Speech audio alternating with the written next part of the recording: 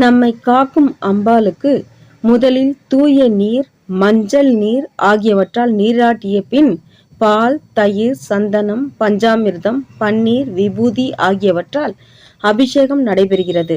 இவைகள் ஒவ்வொன்றிற்கும் ஒவ்வொரு தத்துவம் இருக்கிறது என்பதை அறிந்து கொள்வது நல்லது.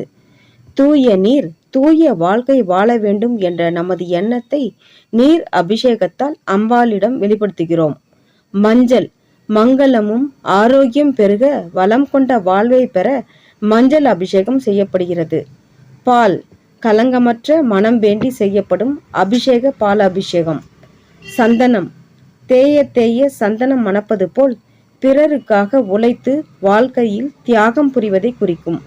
பன்னீர், பன்னீர் போன்ற தெளிவு பிறக்கும் என்பதை குறிக்கும். விபூதி, இந்த உலகில் என்னதான் அனுபவித்தாலும் இறுதியில் எல்லாம் ஒரு பிடி சாம்பல்தான் என்பதை விபூதி அபிஷேகம் உணர்த்தும். இவற்றை அனைத்தும் மனதில் கொண்டு அம்பிகையை வணங்கி வருவோருக்கு ஒரு துன்பமும் இல்லை என்பது நிதர்சனம்.